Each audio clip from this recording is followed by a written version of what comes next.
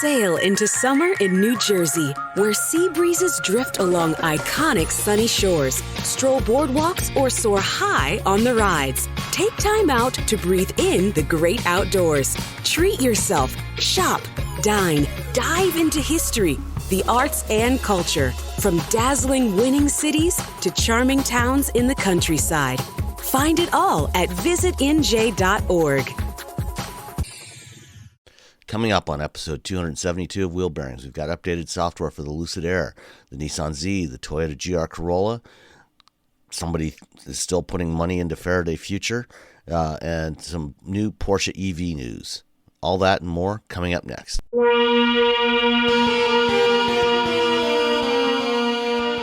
This is episode 272 of Wheel Bearings. I'm Sam McGuire-Sandwich from Guidehouse Insights.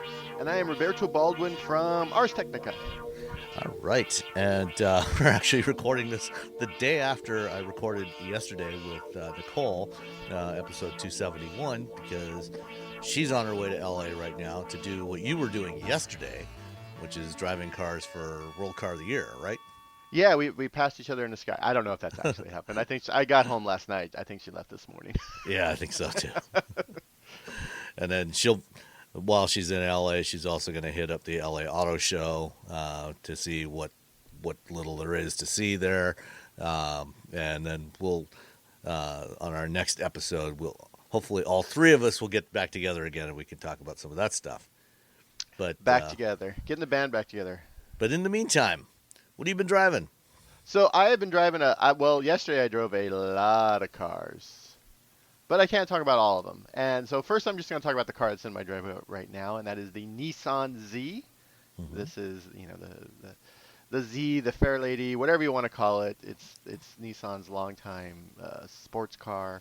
You have the Roadsters, you have the 260Z, the 280ZX, Z's from the beginning of time as far as Nissan. Or at least since 1970. Yeah, as far as Nissan is concerned, or Datsun at the back in the day, it's a rear-wheel drive. It's a sports car. It starts at $40,000. It has 400 horsepower, 350 foot-pounds of torque. Obviously, I got the manual. If I hadn't got the manual, I would have been very upset because there is a section of cars that require a manual, and I think it's this sort of enthusiast sports car that costs less than $50,000. It's the Miatas, the BRZs, the Corolla GR or GR Corollas, the Nissan Zs, and so on and so forth. So these are these are a very special set of cars because these cars aren't going to sell a lot. You're not going to sell a lot of these cars, but the people who buy them are very passionate. So a lot of people, I've had people following me in this vehicle and taking video. I've had people waving to me, giving me a thumbs up. What color did you have? I got the blue one. Ooh, I like that color. Yeah, so I got the blue one. It looks it's a very pretty car. My wife says it's pretty. She likes the way it looks. My wife is very, very, she is not easy to please when it comes to cars. I will come out and look at this cool car. She's like, no. So if she likes it, then that's a thumbs up. Good job, Nissan. It is as a driver's car, it's fun. You're gonna have fun. You can that back end will. You can loosen it up. You can break that free. Well, it's got correct wheel drive. Yeah. Drives the rear wheels and steers with the fronts. Yeah, exactly. So it's you can break out the back end. It's a manual transmission. It has everything that you want from that sort of vehicle, and so I'm very happy because Nissan, again, I think I've said this again and again. For years they were just seemed to be lost in the weeds. They were essentially the car that you got at the car rental place, and this is a nice return to form. It's it's exactly what it needs to be, except. And here's the thing is that I'm saying except because I'm thinking about other people. For me, it's not really that big of a deal because I own a BRZ, which has the worst infotainment system on the planet. You can plug in an iPhone. That's the best thing you can do. It doesn't have CarPlay or anything. But anyway, but the Nissan Z Uh, the infotainment, everything kind of feels a little old inside. Everything feels, it doesn't feel like they put their best foot forward when it comes to the layout of the interior, especially when it comes to like infotainment and the controls. When you have the it does have auto climate controls, but when you turn the little dial, it nothing, there's no digital number, there's no nothing. There's like a little 60 and like a teeny tiny little 75 Yeah. on the middle dial, and it's so small. It's actually kind of like, what is that? And you're like, oh, that's the temperature, and you turn it to like what temperature you want. So that's how you sort of like, oh, well, I'm right here between 60 and 75, so I'm at 70 degrees, that sort of thing. Um, and there's like, yeah, all the little buttons in the climate control are actually a bit, the labeling is a bit too small. I think there's that's sort of an issue. The infotainment system feels dated. It works. You can, and you're just gonna plug your phone into it, so that's fine. Um, that said, that's not really what these cars are about. I think some people are gonna take, they're gonna be like, oh, this isn't really that nice, or this isn't. That's get an Audi. Really, Yeah. is what I'm telling you. If you're looking for a performance vehicle that also has this very nice infotainment system, get an Audi, get a BMW, get a. If you're looking for a manual transmission, I feel like the trade-off is you're just gonna the interior stuff, the controls don't matter. It doesn't. The I mean, older, and to be honest, as long as your primary driving controls are in the right places and work, yeah, everything, shifter, pedals, shift, steering wheel, you're good. that's it. That's all you need, and that's what it has. It's yeah, I've been driving it for a little over a week. Um, I think it has cruise control. I don't know. That's the thing with, if you have a manual transmission, I just don't even bother with cruise control or just because, first of all, I don't really like cruise control on its own. Adaptive cruise control and manual transmission just seems like a recipe for failure. So yeah, no, it's a fun back roads, cruising around town, impressing your friends, having people come up to you at the gas station saying, "Hey, how do you like it?" And then me explain to them it's not my car, but blah blah blah, giving them essentially the same spiel I'm giving you now, except in 5 seconds. It is, yeah, it has launch control. It's a fun car. It's it is it is definitely, it is a driver's car. It is not the car that you buy for someone who just wants to kick back and get from point A to point B. It's for someone who wants to lean forward and have that driving experience. Again, it's the Miata, the BRZ, the GR Corolla, I guess now the M2 BMW crowd. It's the people who are keeping the manual transmission alive. Those folks. And there's a lot of, people are always like, oh, millennials, Gen Z, Gen whatever, they don't know how to drive manual transmission. They're buying these cars with manual transmission. Yeah. So, yeah, they kind of do. A few of them are. Yeah, a few of them are. Not as many as I would like. But if you are an adult in their 40s or 50s and you have children and you didn't teach them to drive a manual transmission, this is all your fault. If you're a parent and you didn't teach your kid, you're the problem. I don't ever want to hear you complain about how manual transmission is a Gen Z theft deterrent. No, you created this problem. Also, go buy manual transmission cars. That's my spiel. I've done both. I buy manual transmission cars. I attempted to teach both of my kids to drive a manual. One successfully, the other one not so much. So I did what I could. That's all you can do. And also, if you don't want to learn how to drive a manual transmission, that is totally fine. There's literally no reason for you to, if you don't want to do that. And you're not less of a driver, by the way. You're not less of a car person because you can't drive a manual. You're not less of a car person because if you don't work on cars. There's all different layers of car people. Mm-hmm. It's a spectrum. It's a spectrum. There is a spectrum of car people. But yeah, it's if you love manual transmissions and you complain about manual transmissions not being available, you better go out and buy a car with a manual transmission. Period. The end. Totally agree. Couldn't agree more. And then yesterday, I just want to talk about this one car. from yesterday, from my drive of like 8 different cars. I drove the 2023 Toyota GR Corolla Circuit Edition, Ooh.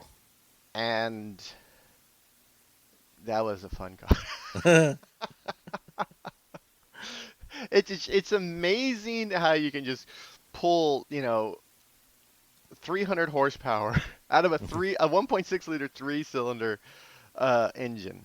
It's got a turbo on it, obviously, to get up there, but it's got a manual transmission. I think someone turned off the rev matching, which thank God. I'd rather just do that myself. The rev matching on the Z, the rev match. I'm like, enough. If rev matching is cool and fun, but it's funner if you kind of learn how to do it. I drove the GR Corolla on Angeles Crest Highway, and it was fantastic. I cannot say enough good things about this vehicle. It is the hot hatch. It is the quintessential. It's small, it's agile, it's fast, it handles like there's no tomorrow. It is ridiculous. Everything about this vehicle is ridiculous, and I want one so bad. And I'd seen some people are like, oh, the GR Corolla, it's really great, and people were very excited about it when it came out, and I was just like, I like the styling of the new Corolla, the new hatchback, and I was like, oh, okay. Man, the hype, yes, the hype is real. It is a wonderful vehicle. Good luck getting one, by the way. I don't know how. I just figured this. Yeah, I'm sure they probably won't build very many of them. Yeah, which is a shame, because if people keep wanting it, you should keep building it. Don't be like, well, we're only going to sell 5,000 units, so we're only going to make. But if like 10,000 people want it, I don't know, make 10,000. I don't. Or at least 9,990 of them. Yeah. As I think, I can't remember if it was Enzo Ferrari or somebody said, always build exactly one fewer than there is demand. Yeah, do that. I don't know. I feel like Toyota has, there's the spectrum of Toyota is pretty wide. You have these very solid, slightly boring cars. The RAV4 is a wonderful vehicle. Is it exciting? No.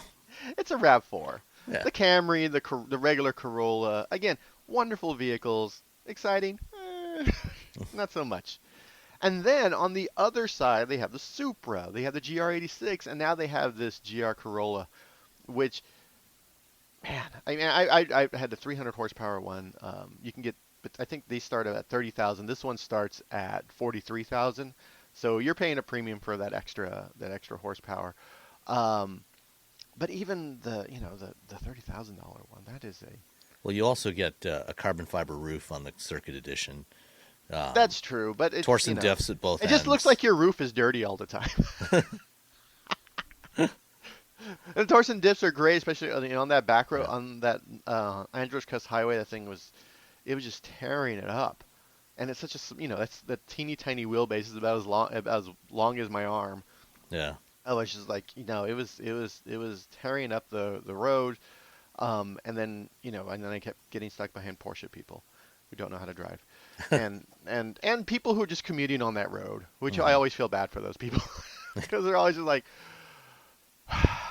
these idiots again. So I'm just trying to get to work, and these idiots in their GR Corollas. Would you take this or a Civic Type R? Oh, I would take this. Yeah.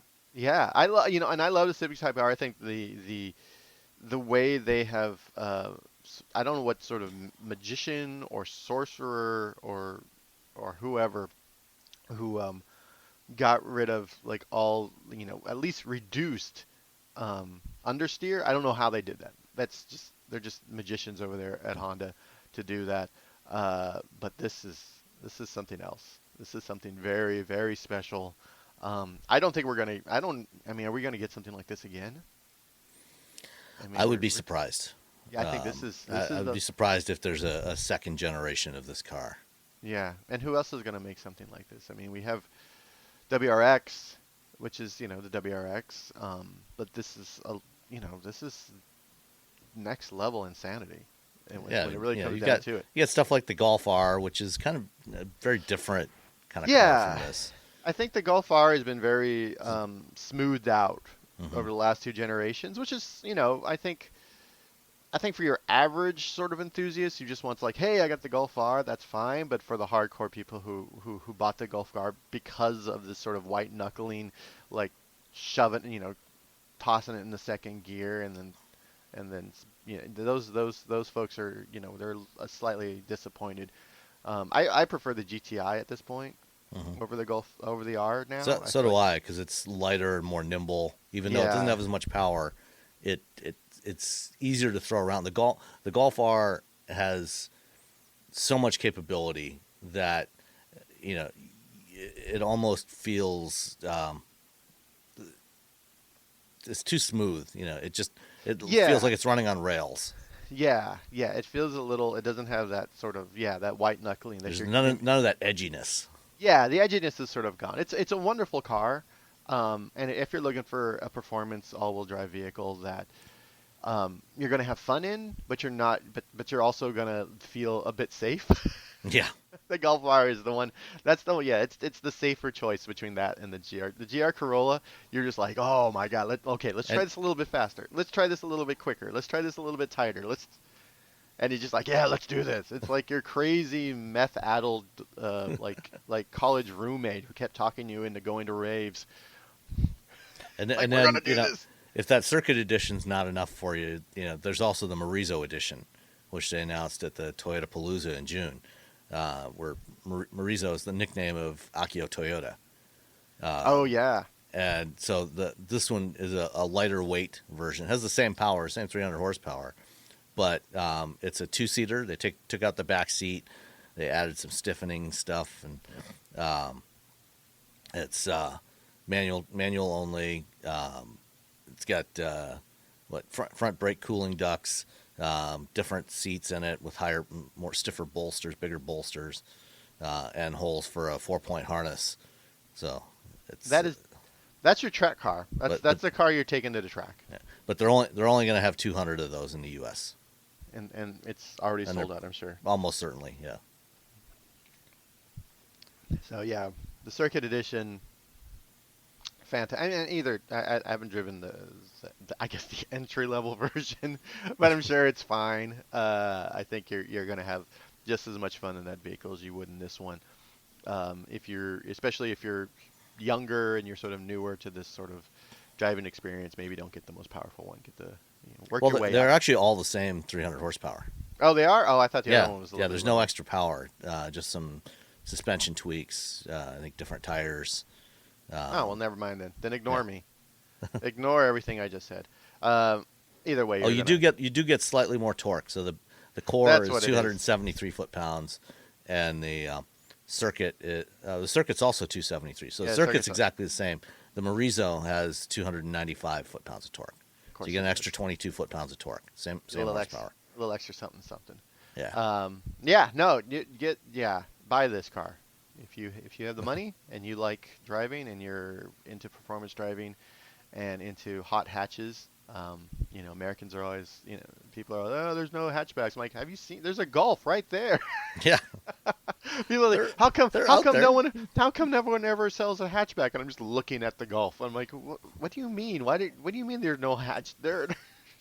And then they bring hatchbacks and then no one buys them and then they go away and then we all have SUVs. So you can't complain if you're not buying. And if you are buying and you're like me and you're just like, oh, well, I am buying, but I can't get my friends to buy, then I understand. I'm sorry. Yeah.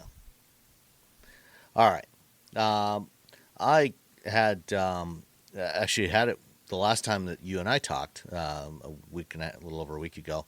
The Lucid Air. Again, I had it back in September when I was out in California for a couple of days. Drove it from LA up to Santa Barbara and back with a detour through some canyons.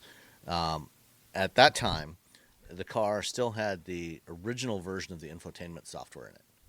And about 3 or so weeks ago, Lucid put out a completely updated version of the software with they basically almost completely rewrote it from the ground up, added a bunch of new features, fixed a bunch of things. 90%. Yeah, Just for the infotainment system. 90% of the code is new. yeah, so because of an issue I had that I think I talked about before, where at one point the system had completely locked up on me. Lucid reached out and said, "Hey, we've got a car in Detroit. It's got the new software in it. We'd like to get you in it for a couple of days to try it out so you can see what the new UX 2.0 is like." And I said, "Well, okay, if you twist my arm and you insist, I will drive it again for a couple of days." Fine. If you're going to make me drive another Lucid. And so this was, again, a Grand Touring, and this was on the 21-inch wheels. So there's two variants of the Grand Touring that are available right now. And I think later this week, as we're recording, I think on Wednesday or Thursday, Lucid's going to be officially announcing the base Pure Edition, and I forget what the other trim level is. Just Touring. Touring, yeah. So the Pure and the Touring. But the Grand Touring has two variants. The standard Grand Touring has 819 horsepower. And if that's not enough for you, and what the hell's wrong with you if it's not enough for you in a car like this, you can get the Grand Touring Performance with 1,050 horsepower. And I had the variant with the 21-inch wheels. And if you live somewhere in northern parts of the country where they get winter weather and correspondingly terrible roads, and you want to get a Lucid, and actually this is not just about Lucid. I would say pretty much any car. Don't get the biggest wheels and tires you can get. Don't, or at least not the biggest wheels with the absolute least amount of sidewall. It looks cool when it's sitting there, but if you look at a pothole, there's a good chance you're gonna break a tire or bend a wheel. You're going to go where you look, by the way. So if you look at the pothole, you're just going to drive right into it. And, so I went out to dinner with my wife, and coming back, hit a pothole, which was not a particularly big pothole by Southeast Michigan standards. And then I heard this hissing sound. What is that sound? And I slowed down, and it slowed down a little bit, and I stopped, and the hissing kind of stopped, and I got out, and I looked at the left front tire, and I saw that, ooh, that's not good. It had gone a little bit flat, not too flat, because with so little sidewall, there's not much room for it to kind of flex out and look flat. It's just a rubber band over a tire, pretty much, over a wheel. And I wasn't far from home, so I managed to. I crept along, at about 10 miles an hour to get home and get into the driveway. Because I didn't want to leave it in a random neighborhood. And then sent an email to my contacts at Lucid and at the fleet company that brought it over and said, "Hey, you guys don't happen to have a spare wheel and tire for this thing, do you? Because if not, you're going to need to bring over a flatbed on Monday when you come to pick it up." And this was on Friday night. It's always the worst when it's like on the weekend. Yeah, so Dave got back to me and said, we can get a mobile service unit out to you tomorrow. And so mobile service van came out. It was based in Grand Rapids, which is on the west side of Michigan. I'm in the southeast side of Michigan. It's about a 2.5-hour drive away. Oof. But he had to stop by Coldwater, Michigan, to pick up a wheel and tire, and then come to my house. And so they finally got here about 2 o'clock in the afternoon. And he was actually, while the last time you and I were recording, he arrived and was changing that tire. And so then after he left, then I was able to drive it some more, and I made sure to be more careful about the potholes and stuff. And I took it out on Sunday morning for a couple of hours and drove around and had a lot of fun with it. Really enjoyed driving it. And the new software is definitely a big improvement. You also had a chance to drive it with UX 2.0. What did you think of it? It is such an improvement because I've driven a bunch of Lucid Airs over, I don't know, however long it's been. About a year. About a year. So I live in the Bay Area. I've done a lot of it. I've just happened to do a lot of exclusives with Lucid before. So I'm on their short list essentially, which isn't a brag. It's just why I've driven the car so often. And I remember the first car reviewed like this. You push a button and then something. You wait a little bit. Like sometimes it would go, and then sometimes they'd be like, "Hey, you need to hold on." And they were very forthcoming. They're like, "Hey, this is pre-production. This is kind of," and then the next vehicle was production. And it's still like it needed, you could tell it needed something. It wasn't, it wasn't Volkswagen, ID4 at launch bad, but it wasn't, great. And now, the with the new rewrite, it's so much quicker. And a lot of this has to do with the guy who's running it is from Apple. I mean, he's I mean, he's like, I know over-the-air updates. I know how these work.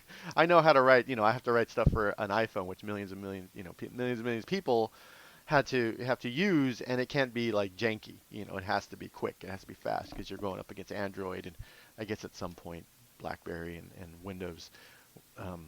But yeah, so it is so much quicker than it was before. In my time with it, I think I had an hour and a half, and I was just like clicking around like crazy, just trying to see if I could get it to slow down. And and it there's very little latency. They also moved those buttons over to the left-hand side, those sort of hot buttons. They were on the right-hand side, which was sort of weird. So it was great for the passenger. Hey, can you hit the and so they moved that over. They moved the button to open the front over to the left hand. They made a bunch of adjustments based on feedback from customers and based on just sort of like looking at it and be like, oh, we thought this was a good idea. Turns out, let's do this instead. And so it's good. You have to keep moving, especially in any company. If you're not moving, you're dying. Is really what it comes to. So if you're not learning, if you're not moving, then you're doing yourself and your customers a disservice. So I think it's like they could have just sped it up and then just left it how it is and said, hey, you know what? We know what's best. Instead, they like sped it up and listened to their customers. So, but yeah, no, I agree. It was definitely much better. The one kind of complaint I still have is that you've got the upper displays, the cockpit panel, I think it is, where you've got the little set of controls on the left, the instrument cluster, and then your main infotainment screen. And then there's what they call the pilot panel, which is the other touchscreen that at the bottom retracts into the dashboard below the vents. And then you tap on it, and it comes out and tap and flips down, and gives you some extra screen real estate there. Mm-hmm. And the one thing I would still like to see them change is offer the ability to have different things on the top and bottom screen, because right now, if you are in navigation, you get on the lower screen, you'll get kind of an overview of your route, and then the zoomed in version on the upper screen. If you go to media controls, you get some media controls on the top, and then other stuff, media related stuff down on the bottom screen. What I'd like is to have let's say navigation control, the navigation view on the top, and then the media controls on the bottom, or some combination of two different things. Yeah. So I want to be able to accessible. control media and see where I'm going at the same time. Exactly. And I'm sure they'll probably say, well, you also have navigation on the dash cluster. I'm like, no, that is not the. I want two things. You got two screens. Two screens shouldn't be run by one thing. Yeah, right. But other than that, I mean, and that's a relatively minor quibble. I mean, this is still a fantastic car. I still really like driving this car. I love the way it looks. I love the way everything feels inside. And I think that they've done a pretty nice job of balancing, stuff that's in the touchscreen interface and some physical controls. You've got a row of switches across the middle of the dash for the temperature and fan speed for the front passenger and driver, and then the volume control in the middle there. So you don't have to go searching in the cluster or in the touchscreens for that. You've some of the controls for the wipers, like for wiper speed for the intermittent wipers, is in the touch interface, but your basic controls to turn it on and off and stuff is on the stock. And same thing goes with the or actually it's on the I think it's on the left-hand side, that little left-hand side control panel for the wipers. But at any rate, the stuff is mostly readily accessible, and you don't have to go digging for the most part through multiple layers of menus. So they're good job, Lucid. You're moving in the right direction. It's improving. It's gotten a lot better, and looking forward to UX 3.0. When you'll be able to have music and the map on the thing. Exactly. That's all we want. We just want two things at once. Yeah. So that's the Lucid Air Grand Touring, $154,000. The Pure, which is going to be coming out soon, I think it's going to start around $88,000. There's also the Grand Touring Performance with 1,050 horsepower, and then the Sapphire, which is coming out. What was that? Next year? Next summer, fall? Yeah, something. Yeah, 1,200 over 1,200. Yeah, 1,200 horsepower, and It's just like it's just okay. yeah, 3 motors, 1,200 horsepower. 0 to 60 in under 2 seconds. Okay, Yeah. sure. What? That's Whatever. At some point, yeah. 3 seconds, 2 seconds. It doesn't matter anymore. Yeah, it's irrelevant at that point. The 0 to I think I wrote somewhere I wrote this week that the 0 to 60 wars are over. It doesn't matter anymore. It's not a thing that we should even be concerned about because everything can go. The EV6 can outrun a Huracan. So Yeah.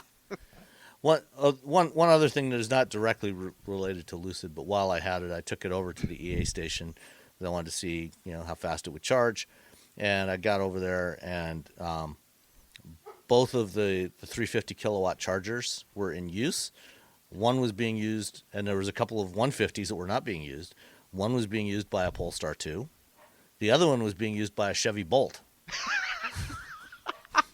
it's the Chevy Bolt is the one. That's the one you always talk about. Like, yeah, you're gonna get the 350. There's gonna be a Bolt sitting there. I love the Bolt, but it only charges at 50 kilowatts. It only charges at 50. And maybe if you're Don't lucky, use the 350 kilowatt charger if there's a 150 available. this is really comes down to people not understanding like how with their charge rates, and when automakers like push back on me asking how fast does it charge and they only give me the time, it goes from like 5% to 80% in 15, 20, 30, 40 minutes. I'm like, no, what is the number? Because people need to know the number when they go to the Electrify charging America is station. going to fix that because they're going to put hypercharge and ultracharge stickers on those chargers, so that'll fix everything. It only fixes it on their end. It doesn't fit. Which I still can't remember which one's faster. Neither do I. Is one should be hypercharged or ultra? One should be one should be fast, and the other should be hella fast. That's like exactly. how, because you're like, oh, okay, I understand. This is fast plus or something. But yeah, when automakers don't give or don't readily share the charge rate of their vehicles, they're doing everyone a disservice because you end up with Chevy Bolts.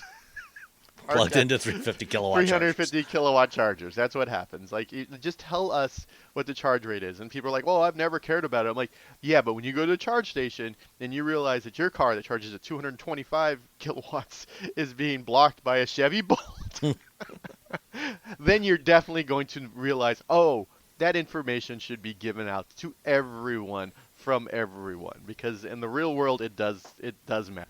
Did you know you can support Wheel Bearings directly? Head to patreon.com/wheelbearingsmedia and you can become a patron today. Your contributions will help fund the platforms and tools we use to bring the podcast to you. And exclusives and improvements are already on the way thanks to your generosity. So if you want to be part of an automotive podcast like no other, head to patreon.com/wheelbearingsmedia. Did you know if you pay your nanny or sitter more than $2,400 a year or $100 a week, you owe taxes? When Care.com HomePay does your nanny taxes and payroll, we make sure to find all the tax benefits you qualify for, up to $2,500 a year. From tax filing to payroll, Care.com HomePay has it all covered. When you sign up for Care.com HomePay, we handle your nanny payroll, W-2s, everything you need.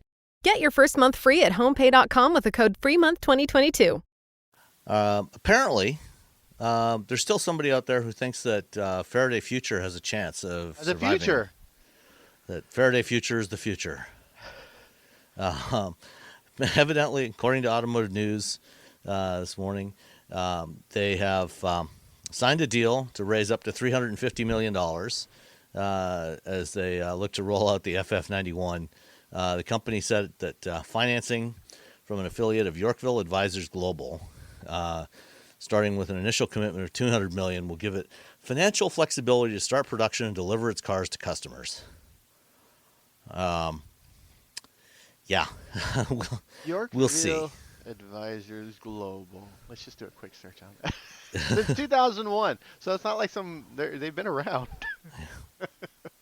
Flexible solutions. Yeah. Right. Shareholders last week approved a reverse stock split after the company received a notice One of the things when you're a public company, if your share price drops below $1 a share for 30 straight trading days, you start to get emails from the stock market from the stock exchange saying, "Hey, you better do something about your stock price, or we're going to have to delist you." And so that was the case with Faraday, and they approved a reverse stock split. So that means that they're going to combine shares that are so I'm not sure what the current share price is, but say it's 50 cents a share.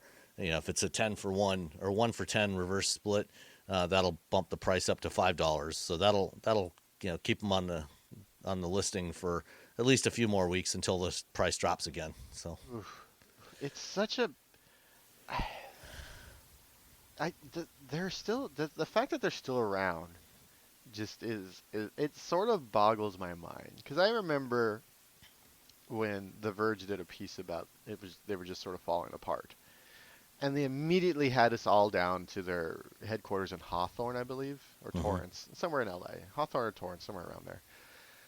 And we walked through, and they had a row of desks, but they're all like right next to where we were walking. They're like, "Oh, all this area where there's nobody right now is where we're going to expand." And they went down. They showed us the car, and we walked through, the whole the headquarters. Oh, it was Gardena. This is right here in the article. Is where their headquarters was. And we looked around, and they just kept saying how, like, "Oh, we're doing this, and we're going to do this all in-house. We're going to do all this in-house. We're going to do everything was going to be built in-house." And the more the automotive reporters were just like, "What? Why?" Like at some point, because that's not how you build cars. You do you have to outsource for a lot of things. You can't build every single thing in-house. You have to order things from tier 1 suppliers. That's why they're tier 1 suppliers. And they were just like, "No, we're going to build it all." We're just like, and by the end of the tour, based on all the stuff they had shown us, the car felt like it was going to be $350,000. It felt like it was going to be a $350,000 car. And you're just like, do these people know what's going on? Do they understand how to build? It felt very much like someone had given them some money, and we're going to make a car. It'll be fun. It'll be great. But yeah, it felt, and since then they've gone through like 12, 15, 25 CEOs, and I don't think anyone who works there now worked there when I went on the tour. So it's an interesting, it's going to be a fun Netflix documentary is what I'm telling you. Yes. Or maybe a Hulu miniseries or something. Or a Hulu miniseries. From the creators of the We Crashed. Yeah. Yeah, I remember a couple of months ago reading, Abigail Bassett wrote a piece in ours. She had a chance to go for a ride in the prototype or pre-production car at Monterey Car Week this summer. And she was not impressed. Yeah, no, she was just like, because they've had so much time to work on this car. I in that tour back in, God, who knows when, they had us ride in mules. They had all-wheel drive mules. They were very proud that they were all-wheel drive. And they're like, "Yeah, they're all-wheel drive." And of course, the car people, the first thing that popped out of my mouth was like, "Oh, like the Honda Prelude." Because remember the Honda Prelude in the 90s had an all-wheel drive version. Yeah. And they're like, no, like the, and they're trying to come up with a newer vehicle. And of course, we all, and I think they thought that that the Prelude was a great car. That no generation of Prelude was bad. But they were just like, no, because they were they wanted us to align it with a luxury brand, and they drove us around, and we're like, okay, that's great. We're in essentially a mule with like no interior, no nothing, on a parking lot. But yeah, it's been a minute, and we still don't have a car, and I don't know. We'll see. Maybe in 5 more years we'll have the F1. We'll see. I'm not holding my breath. Yeah. No one should be holding their breath for an F1. Or whatever it's called now. So last week you went to Italy.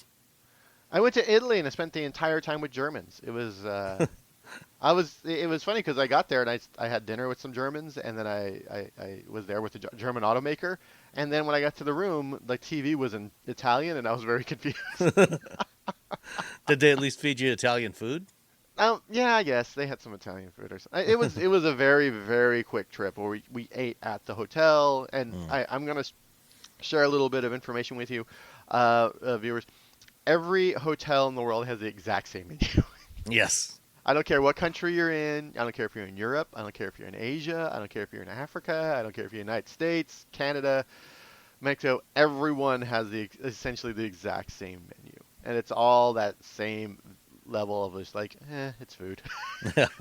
Well, and that's especially true, if you're on an automaker trip, and they have a dinner, because no matter what restaurant you're at, hotel or outside of the hotel, no matter what's on the normal menu there, they'll have when you sit down at dinner, there will be a card there with the menu for that dinner, and they'll have salad, some appetizer, and then you'll have your choice of some form of beef, like a fillet, or some steak, a chicken dish, and usually a fish course, and then maybe a vegetarian as well, and then dessert.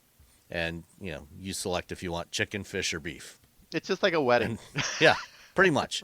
I'm flying around the world going to a wedding. Is what You'd be at a sounds. three-star Michelin restaurant, and those are your choices. And Yeah, it's pretty much the same thing every automaker trip you go on. Yeah, sometimes It's you'll get usually lucky. good. Yeah, it's usually good, but it's very nice sometimes when they take us away from the hotel and they go to like a local restaurant. You're like, yay, and they're just like, here's the menu. But most of the time you're just, yeah. Anyway, so I'm in the hotel. I didn't have an exciting Italian adventure. I did get to drive the Taycan around Italy, so that was nice. But most part I was at the Porsche Experience Center in Italy, and they showed off their PPE, their upcoming PPE platform. And they talked about what it means for, the PPE is going to be for the Macan and the Cayenne. I always want to say Cheyenne because I was doing a drive program once, and me and Steve Ewing kept making a joke about the Cheyenne.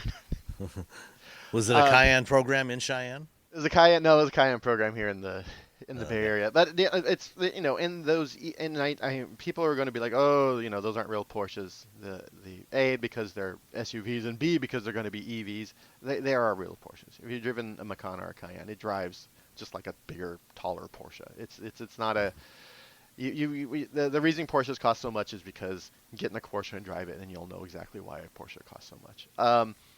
So they talked about PPE, talked a little bit about, and we talked about Formula E, the Gen 3 with the 99X. I got a ride in the GT4 E Performance, which is their electric race car, which is they're going to use as a test bed to inform them on building EVs for their race car customers. There are people who just buy very expensive Porsche race cars that they take to the track, and that's what they do. Overall, it's a lot of people are there. A lot of automakers are sort of like, well, this is our platform, and we have one platform, and Porsche has a couple platforms. They're sharing these platforms with Audi. PPE especially. They have the sports car platform, which will be for the Cayman. And then they have another platform, which escapes me. You get Cayman and Boxster and Cayman Boxster. 911. And 911 will likely be a hybrid. Okay. It's going to be the 911 EV is not something that we should be looking for, is what I've been told. Just because it feels like the 911 is a very special vehicle. And because it is special, they could, I think they're going to try to keep an actual engine in that vehicle as long as possible. And Porsche's been doing a lot of work with biofuels and synthetic fuels, so I think that's where they're going with that vehicle. So don't look, don't be on the lookout for a complete EV 911, at least not for a very long time. I think the Cayman. I'm very excited about a Cayman and the Boxster. EV, especially after riding the GT4 E Performance, and I know that's like the craziest. Yeah, they showed crazies. that one at the LA show last year. Yeah, I know that's the craziest of the crazy of vehicles, but it's Porsche. Their whole deal is how do we make this a Porsche? And that's, with the Taycan, I really believe that when the Taycan came out, all the chassis engineers at every other automaker drove the Taycan and went, oh man, let's go back and fix that thing. Because it drives, it's such a wonderful driving experience for a big EV, to be honest. I mean, it's a big sedan or it's a big wagon. And so, yeah, so, I saw the Mule, the Macan Mule. It's not what the Macan's going to look like, the Macan EV. But they showed us the Mule. They gave us some information about how, they're making sure they're actually putting the rear motor behind the rear axle in order to and give the it Macan EV? the Macan EV to get a little bit more rear bias driving, because okay. that's how Porsche thinks. Yeah. They're like, everyone else is like, we're going to make an EV and it's going to be nice and we'll just throw some suspension. Porsche's like, if we move the engine a little bit behind here, it's going to get a little bit more weight back here. It's going to get a little bit more rear bias as you're driving, so you get more of a Porsche experience. That is how Porsche builds cars.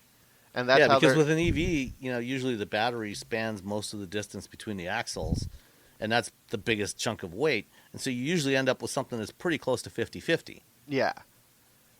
And so Porsche's like, yeah, we're gonna change it a little bit. We're gonna move it over here to the back, and it'll also get rear wheel steering, which is nice. Which I am a big fan of any large vehicle, any large SUV at this point. If you're not putting rear steering on anything luxury or expensive, anything above $50,000-$60,000, you're messing up, is what. Yeah. Because once you go rear wheel steering on one of these vehicles, these large vehicles, you're just like, I can't see how I could do anything else. Yeah, no, it was pretty impressive. And then they also showed off, I said the 99X race vehicle, which they designed based on what they were told to make. Which right. is, it's Formula E, it's like Formula One. They're like, okay, you have to make this car like this. And then you have to adjust it within your, you have the parameters, and then you design your car. Yeah, well, with Formula E, the way it works is there's a spec chassis that everybody uses. Everybody gets the same chassis, but manufacturers can create their own drivetrain. And as you said, there's some specs, and maximum power output, and there's also a spec battery, and within that, though, they have some leeway to try to optimize efficiency, because that's really important in a race car. Because, if everybody's got the same amount of battery capacity, if you want to go faster, you got to use less energy to do it. And yeah, it's sort of crazy because the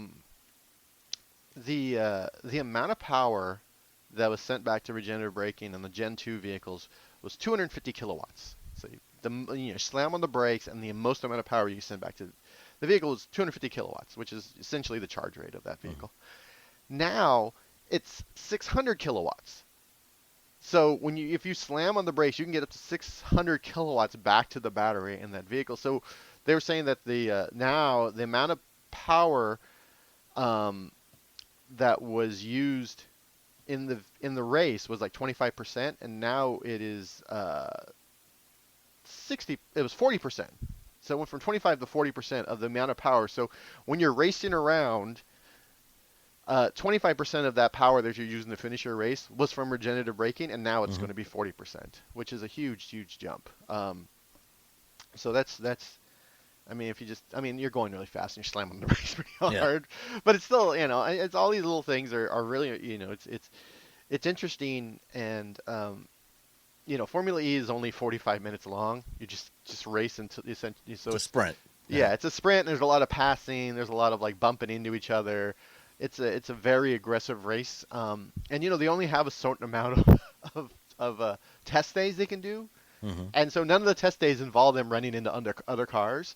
So they did all this stuff to the car, and someone is like, well, what happens if you run into the other car? We're like, I guess we'll stay there. They're just like, kind of put their hands in the air, like, well, we'll see. Hopefully it'll be okay. But it's such a, it's really interesting. And I think, I did a video about it, and I talk about how, Formula One is the big one. You got Lewis Hamilton, you got, and you had the Netflix series, but Formula E, I've been to one race, and it's just so bonkers. Just like, we gotta go. Yeah, it's just it is pretty wild. I went to the New York race in 2019, and it's pretty intense. Seeing those cars, because they're on street circuits. They're very tight street circuits, and yeah, they're not as fast as Formula One cars, but they look really cool. They make a really wild sound. They sound kind of like Star Wars TIE fighters. Yeah, it's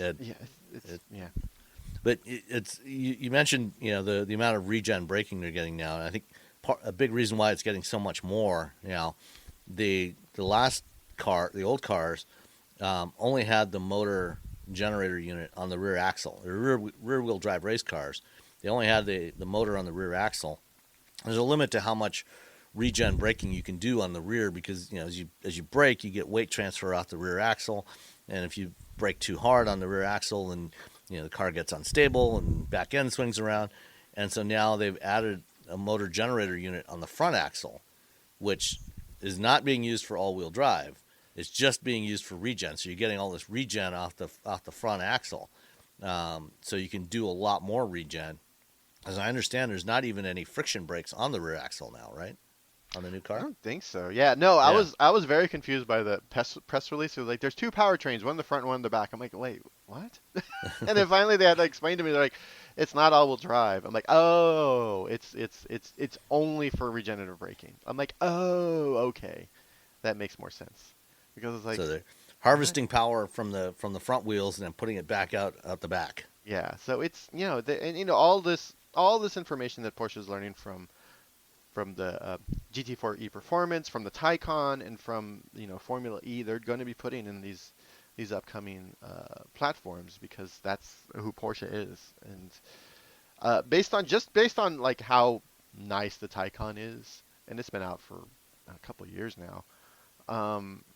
If you have any, I don't have any real concerns about driving an EV Porsche in the future. I feel like this is a company that really understands who they are, what they should be building, and their their transfer, or their evolution into EVs it seems like I know it's a couple different platforms, but that's a smart play for them. So when is the Macan EV going to come out? The Macan EV comes out, I believe, next year. Hold on, I'm looking at my notes. I have so many notes for so many things going on. Oh, where is it at? When the 2024, when the Macan hits the market. So we'll probably see it next year and then go to sale the year after. Yeah, they'll unveil it somewhere, and then we'll see it on the streets in 2024 at some point, and then we can see how PPE really works out. Okay, cool. All right, we have one listener email, and as I mentioned last time when I was recording with Nicole, given all the chaos going on at Twitter, want to remind everybody that Twitter is not the only way to send us your questions and comments. You can also email us at feedback@wheelbearings.media, and that gives you, if you want to ask a little bit longer question or a little more detail, you can do that. I think I'm also going to probably set up a Discord server for Wheel Bearings, so you'll be able to provide feedback that way as well. And we got one email, Jonathan Bonesteel, already listened to the episode that I recorded with Nicole yesterday, after I put it out last night, and sent in an email this morning. Says, enjoyed the episode last night. Realize your focus is not e-bikes, but wanted to share that there are very nice ones at a bit lower price point. Because one of the things I talked yesterday about, I tried out some e-bikes at the Electrify Expo in Austin, and they were all priced between about $4,000 and $6,000. Oh my gosh! Yeah, I got 10 e-bikes, no, 8 e-bikes in my garage right now. They're all under like 2,000. Why do you have so many e-bikes? Because I'm doing an e-bike roundup for USA Today. So e-bikes are dope.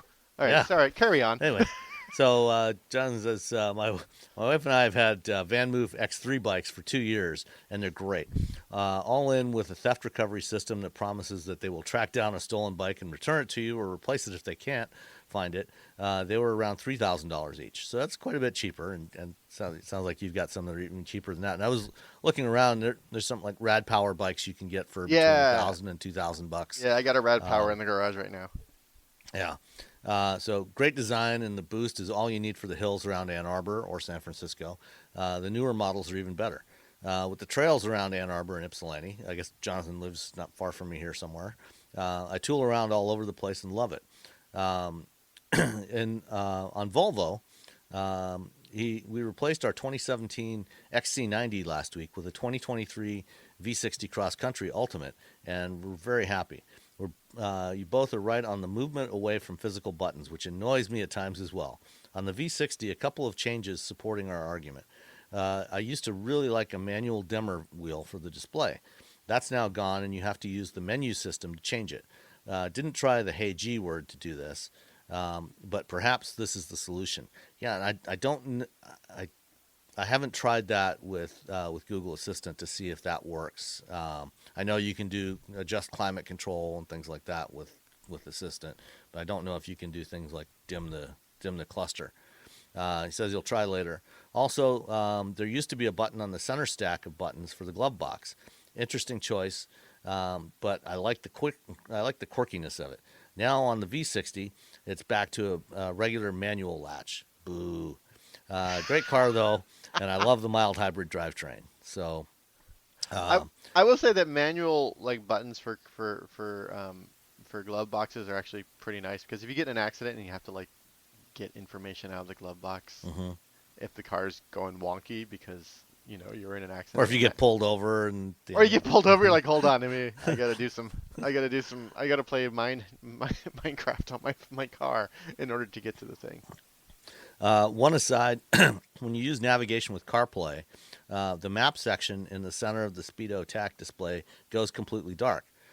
That's something I didn't try out. I'll have to try that on the next Volvo I get, because when you're using the Android Automotive system, it shows Google Maps in the instrument cluster. So I guess and now it supports CarPlay as well, but if you're using Apple Maps or using maps from CarPlay, then I guess it turns off the Google Maps in the cluster, and it doesn't. It has no way of showing you the Apple Maps as an alternative in there, which is unfortunate. Hopefully that's something they fix in the future, and I'll make sure next time I talk to somebody from Volvo I mention that to them.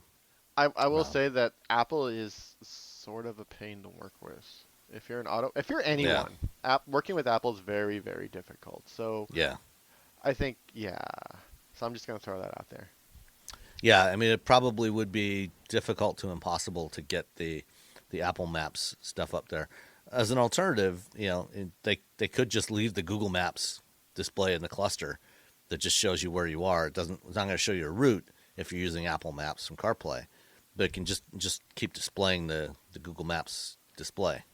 Yeah. I think the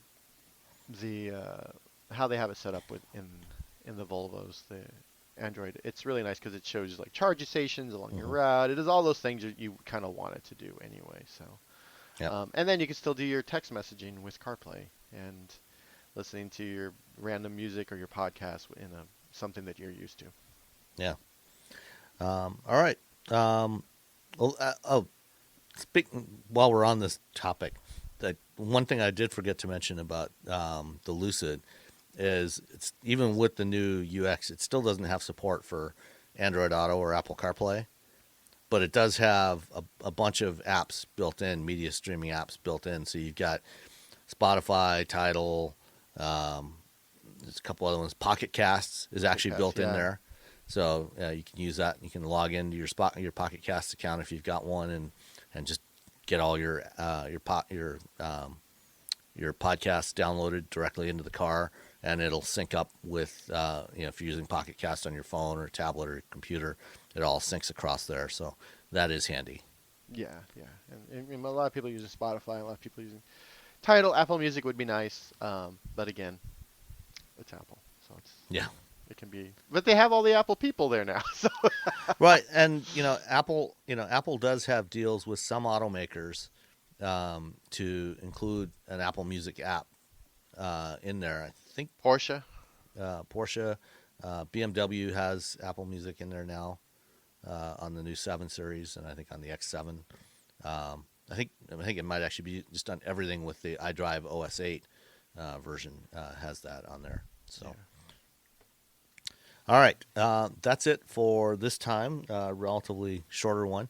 I do have an interview that I recorded with Daniel Weisland, who's the president of Audi of America.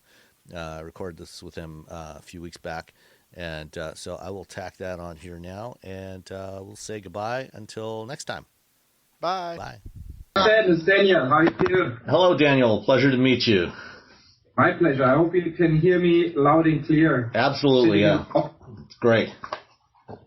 Sam, I'm Wei Wan. I lead corporate communications for Audi of America. I'm just going to sit here in the background while you guys chat. Thank you for taking the time with us. All right. Thank you. So, Daniel, as I said, pleasure to meet you. Let's talk about Audi. Where do you see the brand today? What are the highlights of what's going on with Audi today, and then let's dive into where it's going in the future.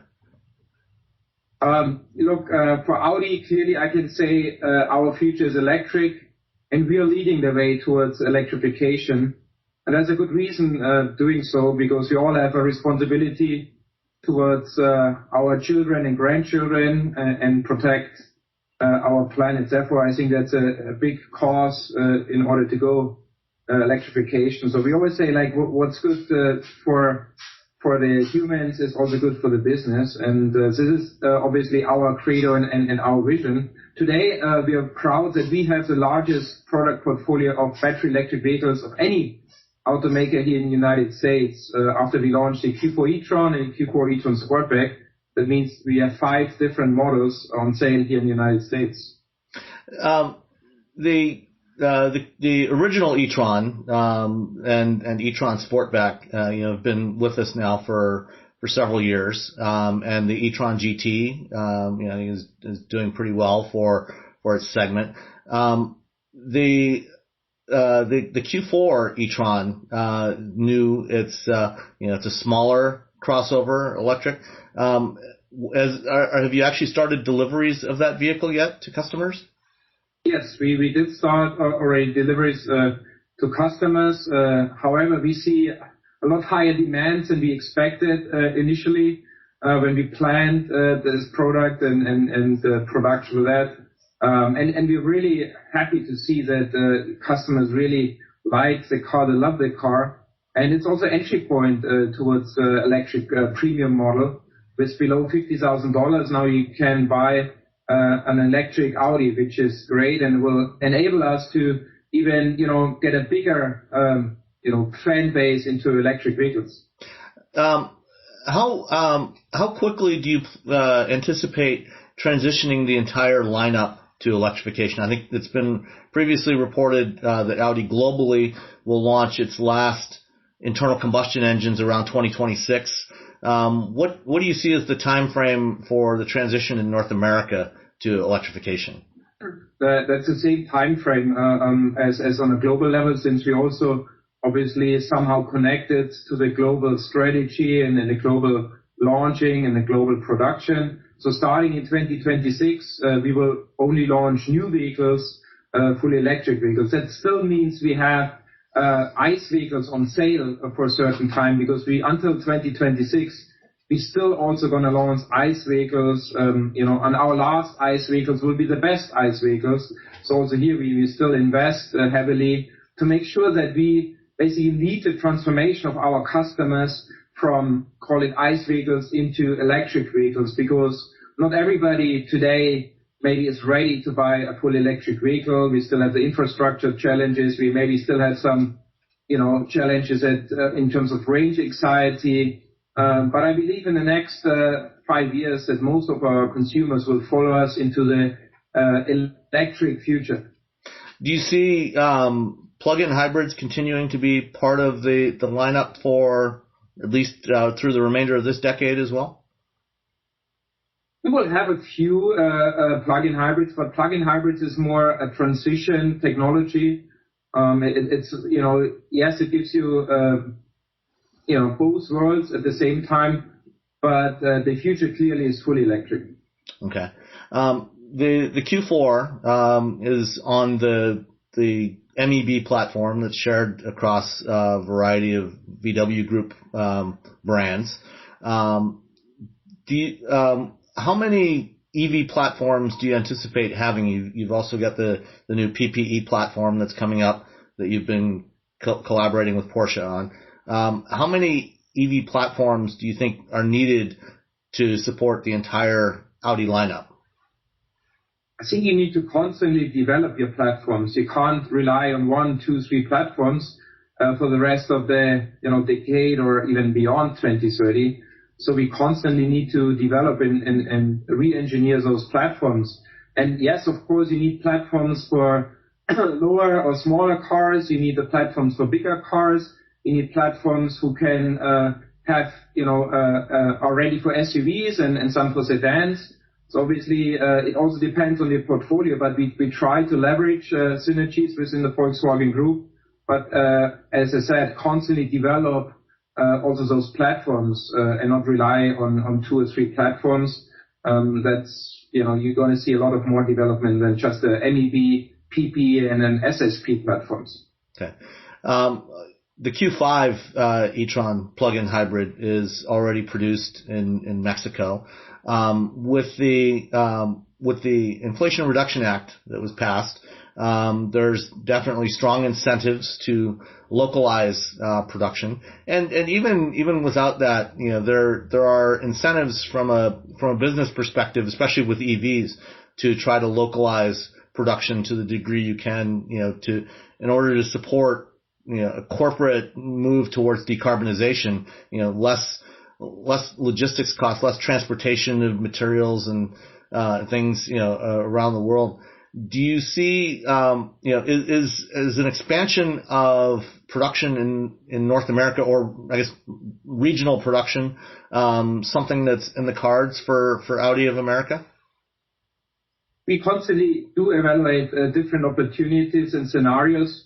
How can we bring more electric vehicles to our customers in a more sustainable way?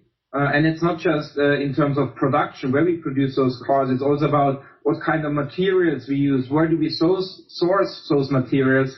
And as you know, probably the group also just signed an agreement with the Canadian government a few weeks ago how to source materials in a sustainable way. It's also about recycling. So with Redwood Materials, we have a partnership and cooperation also to make sure that we recycle batteries in a sustainable way. And that's, I think you need to look at the big picture, not just where you produce, but again, like how can we reduce the CO2 footprint and become net carbon neutral as a company in total. Okay. You mentioned Redwood, and the deal with the Canadian government, as part of a larger mobility ecosystem, e-mobility ecosystem. A number of companies, are expanding their footprint into areas beyond just vehicle production and sales. Support moving into areas like stationary storage systems, bidirectional charging capabilities, vehicle to home, vehicle to grid. Is that something that Audi is looking at expanding your presence in these other areas of the ecosystem? Yeah, at first I think we look at the whole supply chain, how to make sure that we reduce the CO2 footprint as much as possible. And we also look beyond our, let's say, core business model of selling, servicing cars. And the cars of the future will have the opportunity of bidirectional charging. So ideally, then your car will also be able to charge your house in case the electricity goes down. And I speak for myself, like every other month or so, electricity goes off. Sometimes for a few minutes, sometimes for an hour. And I know that many households have a diesel generator protecting that the electricity completely goes away. And in the future, if the car in your garage can basically, provide the electricity you need for your house, wouldn't that be great? On the one side, you would actually save to buy this diesel generator who just makes noise and, also produce a lot of CO2 emissions. And that's definitely future. So yes, we develop on that, and we look at always opportunities. How can we, make this become a better world, and again, protect it and make it more sustainable? Speaking of sales, some companies, obviously a lot of the newer entrants into the marketplace, that don't have existing dealer networks, have largely adopted a direct sales model. That's not necessarily something that is that's available to somebody like Audi, where you have existing dealers. But how do you see the sales model evolving in the coming years? I think it's important. It needs to be customer-centric. The customer needs to be at the center of everything we do. And no matter if it's a direct sales model or like I call it the traditional sales model, we need to also evolve and transform ourselves. And we have a lot of discussions with our dealer partners, but our dealer partners are an essential part of our business model also going forward. But on the other side, we need to ensure that from a customer perspective, it's a seamless customer journey, independent if I want to go to a dealer or not. But you should not forget, dealers are very strongly connected to their communities.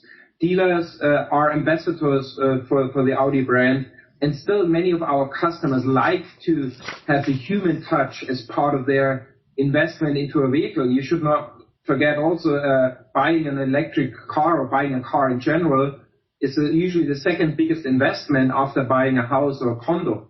And therefore many customers still want to touch and feel things. They also want to, have the confidence that when I have a problem with my car, I have somebody taking care of me and my car. And some of those new players you mentioned don't have the ability. So I think for us, it's a big asset we have, and we shouldn't give it up. But yes, we need to also make sure that we evolve the way we're doing business and become more customer centric. You mentioned the human touch. Do you think that for a premium brand like Audi, as opposed to a more lower cost, more mainstream brand, that is there a difference, for the customers of those brands? Do the premium customer maybe want more of that versus somebody who's buying a lower priced vehicle? I would say every customer is different, independent of, let's say, household income, independent of what car they want to buy.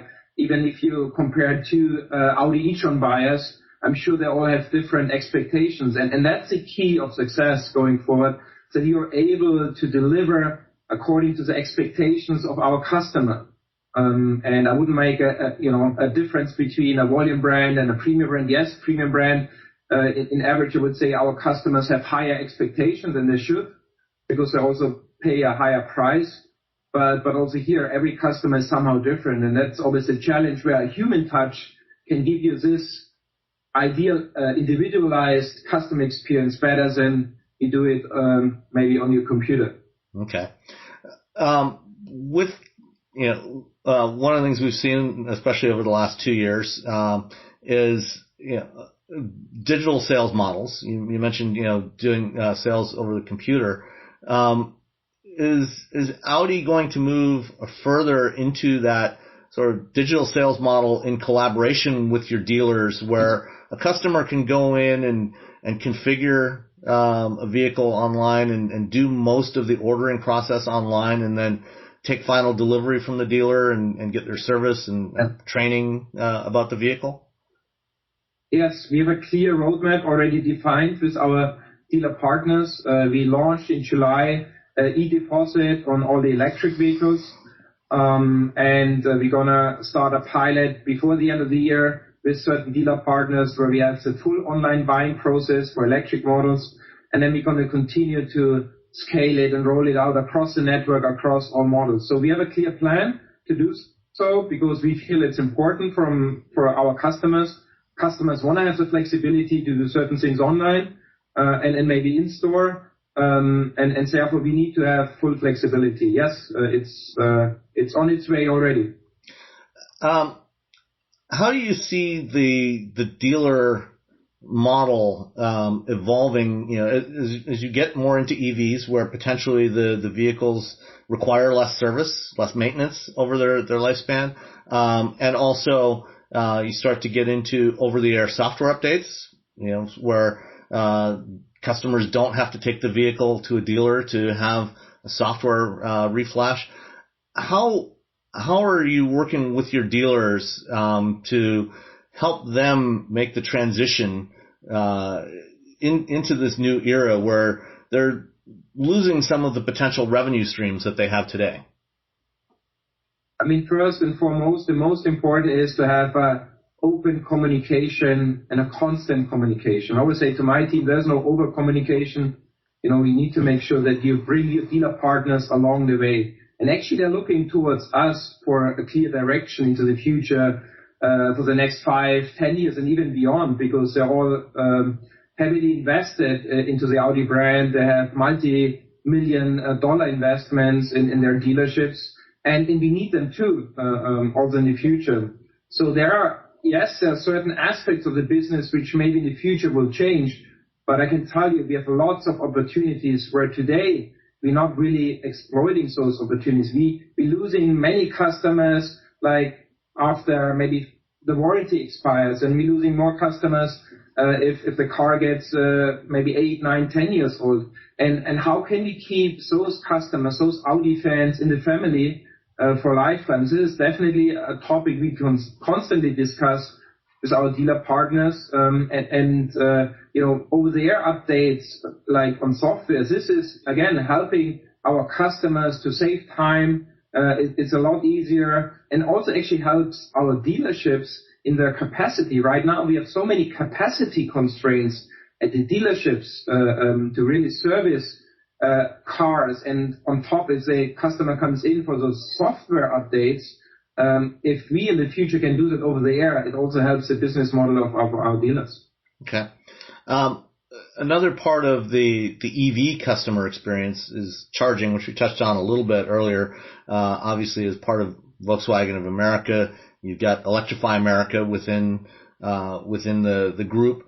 But in Europe and Germany, for example, I believe it was Audi has shown off as prototype of the charging hub, where you have a lounge upstairs, and you have the chargers downstairs, and customers can go in and sit and relax and have a coffee.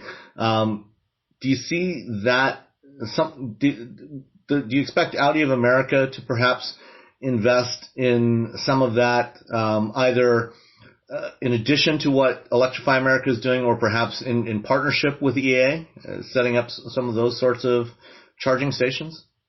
We're also looking at opportunities. Again, we would always do that in partnership with Electrify America as it's part of the Volkswagen Group. But don't make any mistake. I mean, you can't have those hubs all over the country. Germany is a lot smaller than the US is. And yes, you might have 1 or 2 or whatever in some metropolitan areas where we think it might make sense to improve the customer experience. But in such a big country like the United States, I think the key element is to have a fast charging network on the highways. And for the rest, we see it already today, more than 80% of our customers charge at home. And therefore those charging hubs where you spend hours, again, it would not work at the majority of the countries, especially in the countryside. So therefore our focus is, home charging, priority number 1, fast charging on the highways, and then maybe we have a few pilots where we think, okay, that might make sense to have a charging hub similar like what they have in Nuremberg in Germany. Okay. Speaking of home charging, one of the interesting technology areas that's a lot of people have had interest in but hasn't really gained much traction so far is wireless charging. Is that something that Audi is looking at, particularly as you have premium customers that might be willing to pay a premium for that convenience? Is that something we might expect to see in Audi EVs in the coming years? Again, I think it depends on the customer needs and requirements. You should not forget inductive charging you're referring to. It's first of all, the investment is a complete different investment levels than you would have with a charger or a wall box, and then inductive charging usually. And I'm not the engineer, but inductive charging, I think it's not as efficient as it is with a cable to the wall box. But again, those technology might evolve going forward. But the possibility does exist. I know that we have those prototypes of cars already tested. But again, like ultimately, it's what the customer needs and expect. And so far, I haven't heard any customer screaming for inductive charging. So right now, we see the wall box as the preferred solution for home charging. Okay. Looking at the Audi portfolio in North America, are you satisfied with the portfolio of products, at least in terms of the form factors, different segments that you're in? And do you see any opportunities that you're missing or that you would like to grow the Audi brand into, or perhaps, segments that, maybe Audi doesn't need to be in that it is in today? So definitely our key objective is to transform our existing portfolio towards a more electric portfolio. And as I mentioned at the beginning, today we have already the largest product portfolio of any automaker if it comes to battery electric vehicles. And ultimately we want to be present in every segment which is relevant for our premium customers. And yes, there's a lot of investment happening until 2025. The company will invest 19 billion euro on a global level just for electrification. And that will enable us to bring a lot more electric vehicles to the market, and then ideally have a car at every price point, at every kind of shape segmentation, which is relevant for our premium customers. Okay. One last topic I'd like to delve into. Back in 2018, when the current generation A8 was launched, one of the features that was talked about, at least in Europe, was traffic jam pilot, a level 3 type of driving assistance, partially automated system. That never made it to the U.S. market. I don't think it ever really got deployed in Europe either. We're starting to see some of your competitors starting to launch similar systems now. And what do you see as for automated driving within the Audi consumer portfolio? What's your strategy for that? I think it's very important that we continue to develop and invest in autonomous driving assistant features. And we have already today certain autonomous driving assistant features, call it level 2 or level 2 plus. And we continue to invest in that. But also one thing which is very, very, very important for us is we're only going to launch something if it's 100% safe and secure for our customers to drive. We would not risk or jeopardize our brand image by launching something where then I see in the headline somebody was killed in a car driving an autopilot, and the autopilot didn't recognize a truck in front of him because for whatever reason.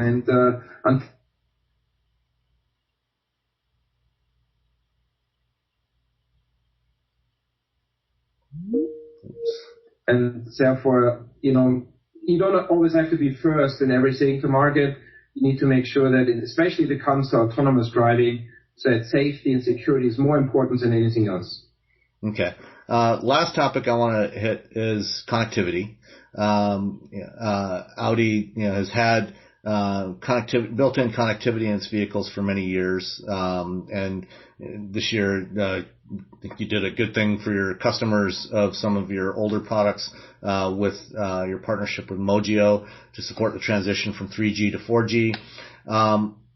Another area that Audi's been heavily involved in is testing of vehicle to everything communications. You've had the traffic light information system for a number of years in most of your products, but you've also been working with Qualcomm and other partners on cellular V2X. Is that something you see as coming to production vehicles anytime in the foreseeable future?